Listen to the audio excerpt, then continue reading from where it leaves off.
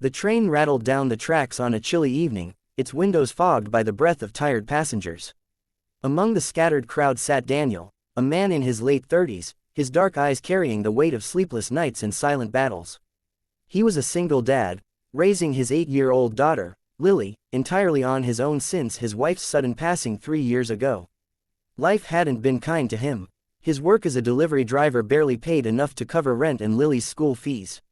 Each morning, he woke before dawn, rushed to drop Lily at school, and then worked long hours to keep food on the table.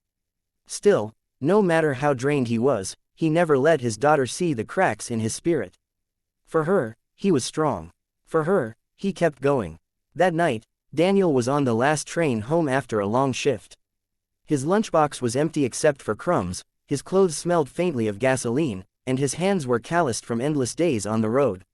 He sat quietly, staring out the window, thinking of how Lily would already be asleep by the time he got home.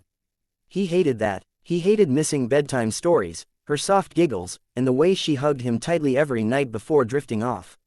As the train screeched to a halt at the next station, a group of men climbed aboard, loud, unruly, and already reeking of alcohol.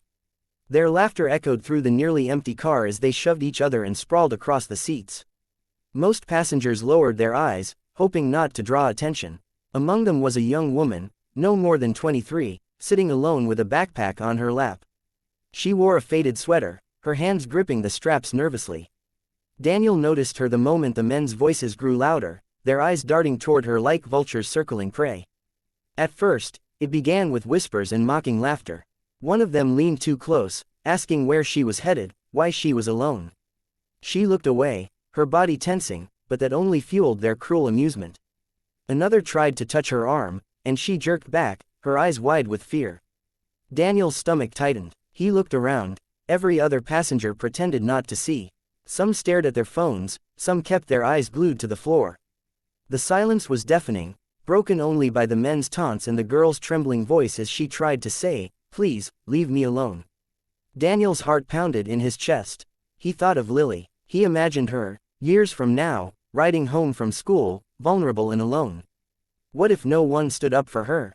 What if the world looked away the way these passengers were doing right now? Something inside him snapped. Without thinking twice, Daniel rose from his seat. His legs were heavy from exhaustion, but his voice carried a strength he didn't know he had. "That's enough." The car fell silent for a moment, the metallic screech of the train the only sound. The men turned to him, sneering. "What's it to you, old man?" One spat, standing up. He was taller, broader, but Daniel didn't flinch. "She said leave her alone," Daniel said firmly, his voice steady. "So back off." The young woman looked at him, her eyes brimming with tears, not just of fear, but relief.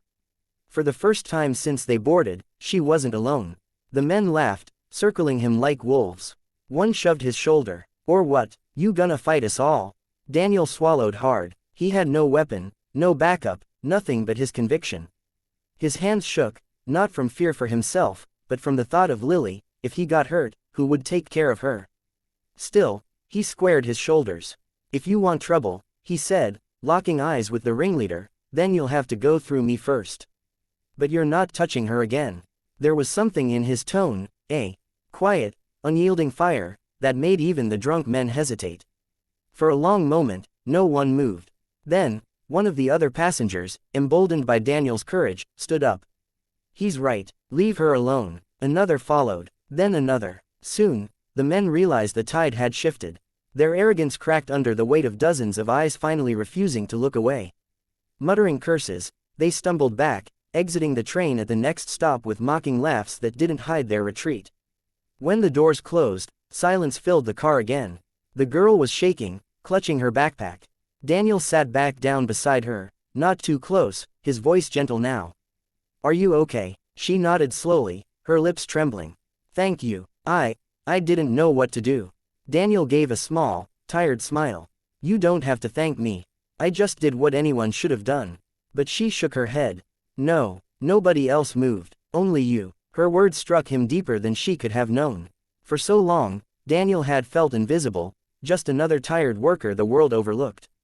But in that moment, to her, he was a shield. To her, he mattered. When the train reached his stop, Daniel stood and gave her a reassuring nod. "Take care of yourself." She hesitated, then whispered, "You too." As Daniel stepped onto the platform, he felt the cool night air rush against his face. He was still just a struggling single dad, with bills waiting at home and a little girl asleep in bed. But tonight, he had been more than his struggles. Tonight, he had shown his daughter, though she wasn't there to see, that kindness and courage were worth more than fear. And as he walked home, exhausted but proud, he thought of Lily. Tomorrow, when she asked why he looked so tired, he wouldn't tell her about the danger or the fear. He would just smile and say, because sometimes, being brave for someone else is the best kind of tired there is. And that night, though the world still weighed heavy on his shoulders, Daniel felt just a little bit lighter.